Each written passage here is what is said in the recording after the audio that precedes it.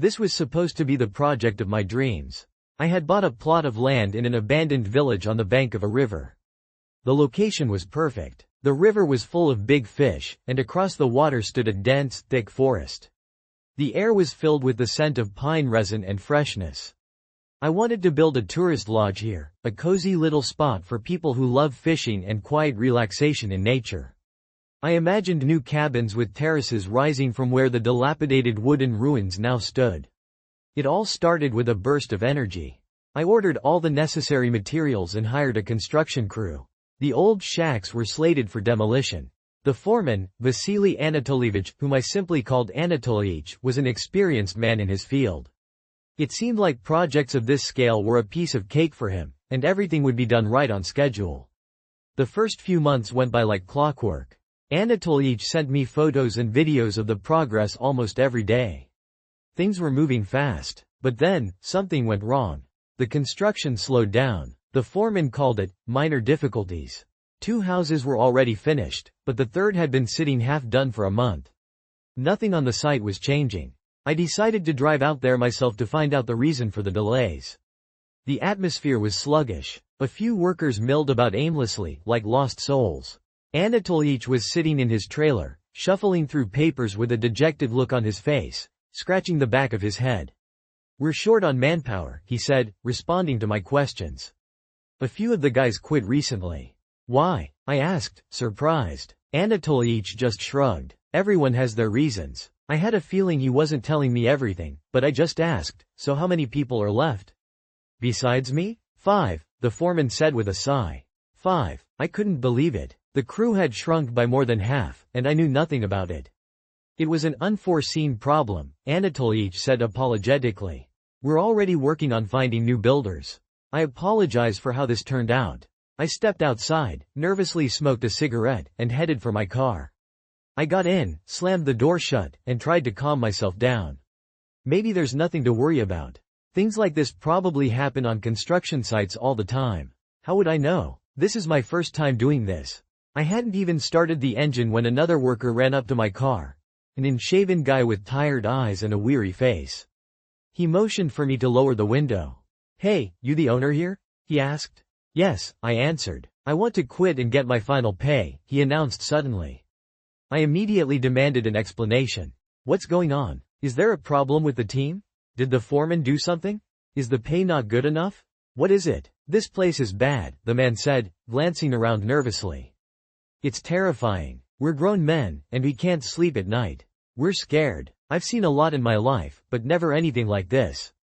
"And what exactly have you seen here?" I asked, not believing what I was hearing. "You spend one night here, and you'll find out for yourself," the builder said before walking away. I looked around. The day was overcast, the sky shrouded in clouds.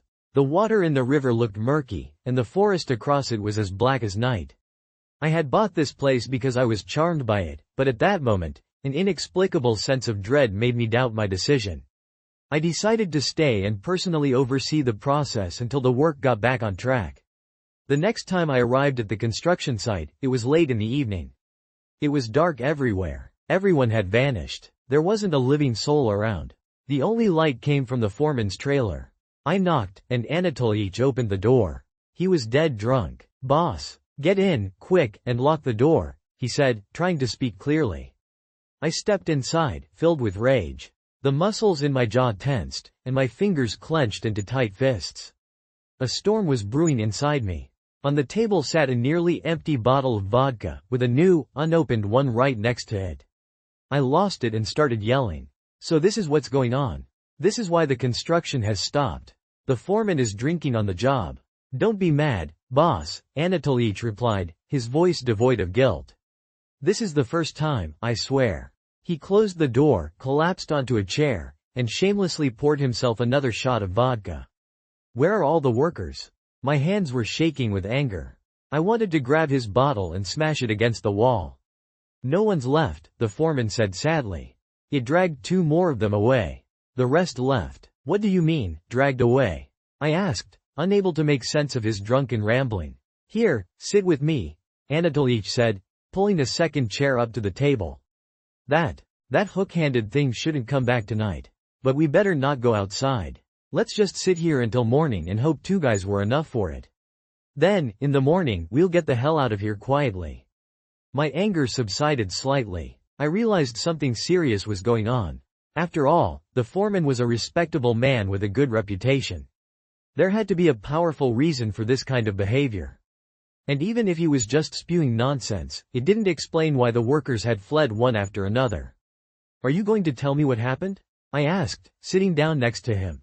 Have a drink with me, Anatolich said, pushing his glass toward me. It'll be easier for you to understand.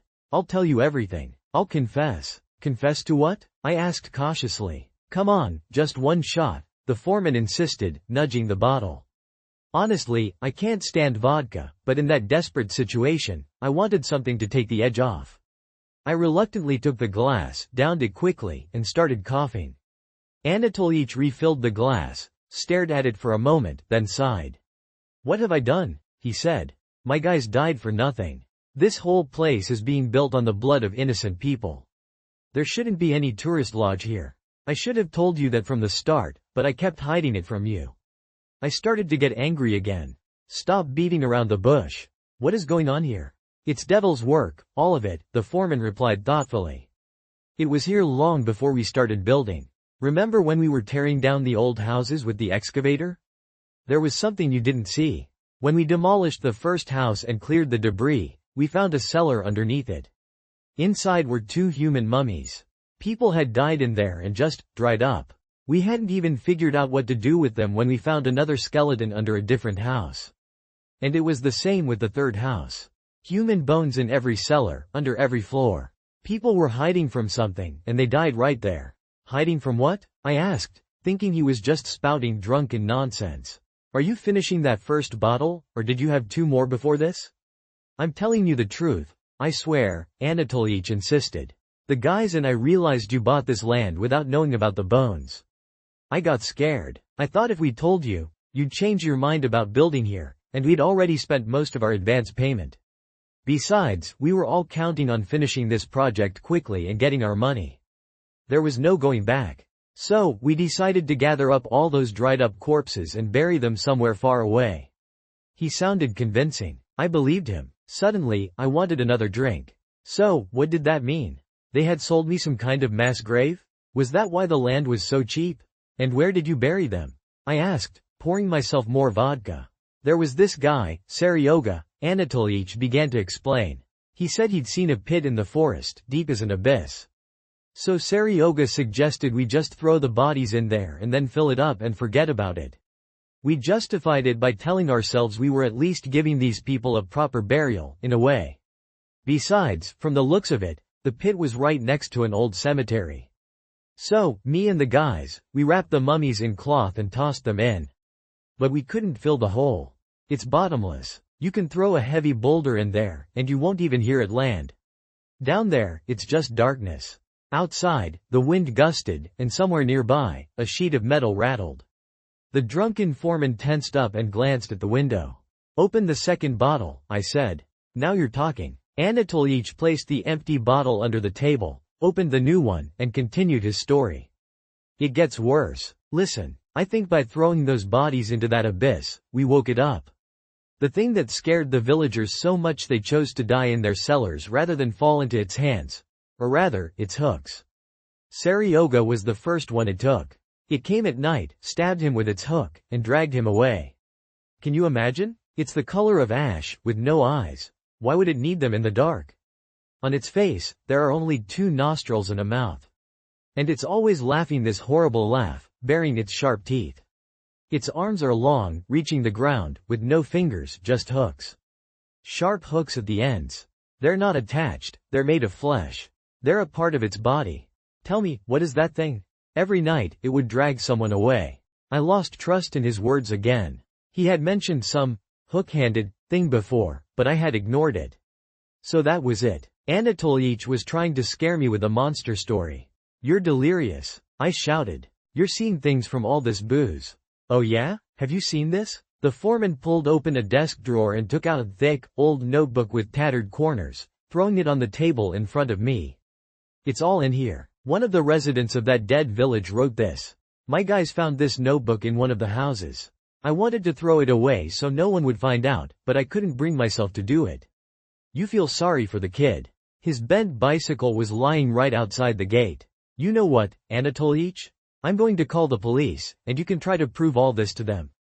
My tongue slurred. We were both quite drunk. You don't believe me, the foreman breathed, disappointed. My feelings about our conversation were mixed. I didn't know what parts of his story were true and what was just a drunken fabrication. And what was this notebook he'd given me as proof? I opened it to the first page. The handwriting was just scribbles. In that dim light, and after all the alcohol, I couldn't make anything out. Anatolich was muttering something unintelligible, dozing off with his head bobbing. I felt the air in the trailer become stuffy, thick with the sour smell of alcohol. I wanted to open a window to get some fresh air. I stood up from my chair, took one step, and froze. Someone was outside. I could hear footsteps and a shrill, quiet laugh, so nasty it was like nails on a chalkboard. You said there was no one else here, I said, turning to Anatolich. Then who's that walking around out there? The foreman's eyes shot open. He saw me by the window and immediately jumped up, knocking his chair over. Get away from there, he screamed, shoving me so hard in the shoulder that I fell to the floor. I wanted to curse him out, call him a psycho, and say a lot more, but I didn't get the chance. The window shattered into a million pieces with a deafening crash. Anatolich hadn't been able to jump back in time. A massive, hook-shaped arm shot through the window. The hook pierced the man's shoulder clean through and violently dragged him outside. I lay on the glass-strewn floor, waiting for the vision to disappear. It was impossible to believe any of this was actually happening. It was too unreal. But nothing changed. The wind swayed the light curtains and rustled the pages of the notebook on the table. From outside, Anatolich screamed, "Help me." He had saved my life, taking my place. I couldn't just leave him to his fate. I couldn't let that thing tear him apart. I quickly got to my feet and looked out the window. A horrifying shadow with long arms was dragging the man across the ground. What could I do? If only I had a weapon. My eyes fell on a toolbox. I grabbed a hammer from it and ran outside. The night was dark, the sky covered in black clouds. The only source of light was the small window of the construction trailer. A few dozen feet away from me was something grotesque and bipedal. It was eyeless. Its arms resembled hooks, and Anatolich was caught on one of them. The creature was laughing hideously as it backed toward the forest, dragging my foreman with it. He was screaming, his fingers clawing at the grass, branches, anything he could grab. And I just stood there, hammer in hand, frozen. I was petrified with terror. I couldn't move, couldn't even breathe. How could I possibly fight this demon? It still had one free hook, just for me. So I stood there as Anatolich was dragged into the forest, listening to his fading screams. Then I remembered I had a car and ran towards it. It was now my sanctuary, my escape from the madness of this night. I got behind the wheel, turned the key in the ignition with trembling fingers. The headlights pierced the darkness with bright beams, and I slowly drove towards the forest, towards the unknown. The lights illuminated a trail of blood on the grass leading toward the trees. The blood was fresh, bright against the dark ground. I braked at the edge of the forest. There, among the pine trees, I could see grave crosses, blackened with age. An old cemetery. I never knew it was there, though it made sense. A village on the riverbank, graves in the forest. Life and death always walk hand in hand. I stared ahead, gripping the steering wheel, listening to the silence of the forest. The car windows were shut tight and quickly fogged up from my breath. But despite the stuffiness, goosebumps crawled all over my skin. I don't know what I was hoping to see. Maybe I was waiting for Anatolich to break free and run out of the forest so we could drive away from this place together. Peering into the woods, I saw a black, round hole in the ground. It was so big my entire car could have fallen into it. And suddenly, at its edge, two hooks appeared.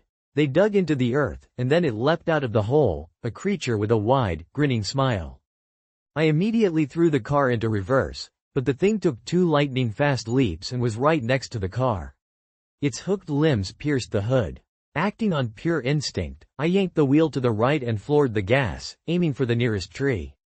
The impact was strong. The car shuddered. The creature's eyeless head twitched, its teeth bared in a snarl. Its hook-like arms flew up and slammed down on the roof. The creature was pinned between my bumper and the tree, unable to free itself. I quickly shifted into reverse and sped away from that spot, leaving the monster, practically torn in half, lying at the base of the tree. It wasn't until much later that I dared to return, and only once, on a sunny day. I inspected the spot where the hook-handed creature had lain, but there was nothing there. Where could it have gone, mangled as it was? I tried not to linger. I glanced inside the trailer and found the old notebook Anatolich had shown me. I took it with me and left. It turned out to be the diary of one of the local residents. He described what was happening as the village was dying out. After reading the entries, the picture in my head became clearer, yet many questions remained. The entries read, September 14, 1984. If I remembered to tear a page off the calendar each day, then I'm not mistaken about the date.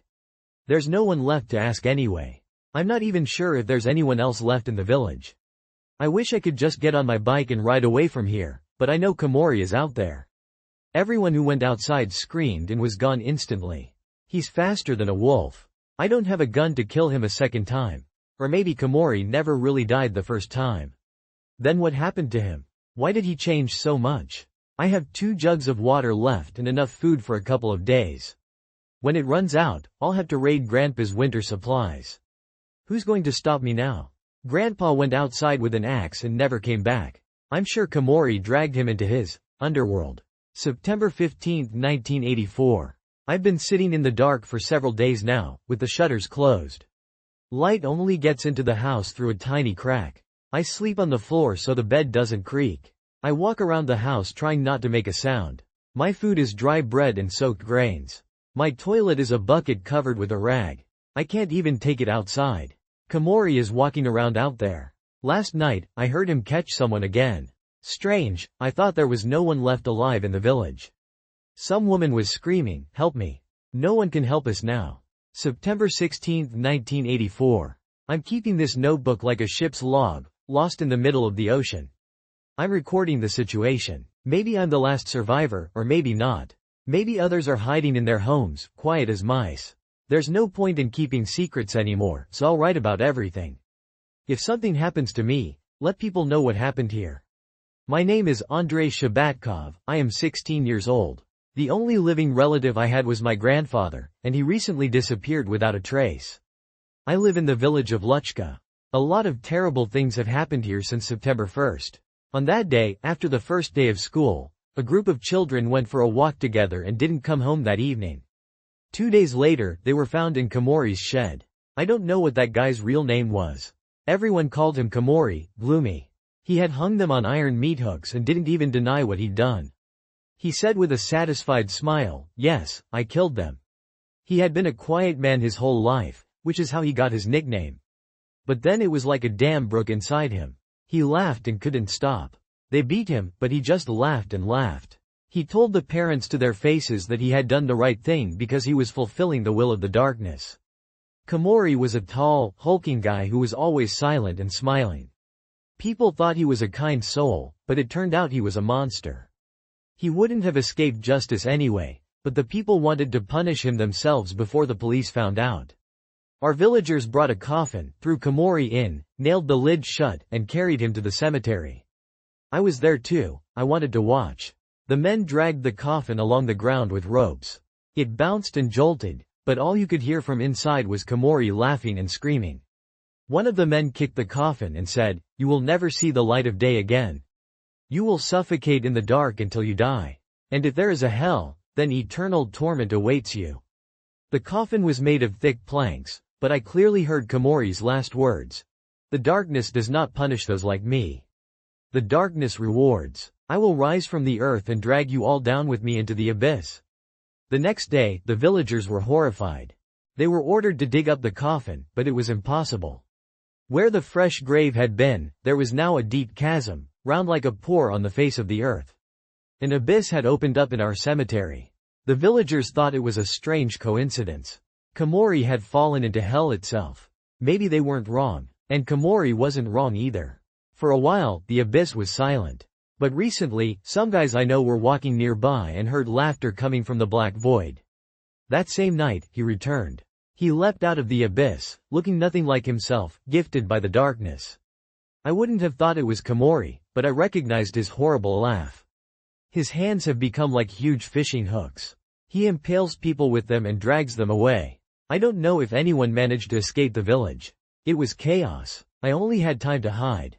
For another couple of weeks, the diary's author monotonously described how he survived in confinement. His last entry read, October 1, 1984. It's cold. I can't light the stove. Komori is still walking the streets. I often hear his laugh. I'm low on supplies. There's no water left. I'm finishing the last of the juice from a jar of compote. Why did Grandpa put so much sugar in it? I have to try to escape from here. It's my only chance of survival. I won't survive the cold anyway, especially without food. I'm leaving this notebook here.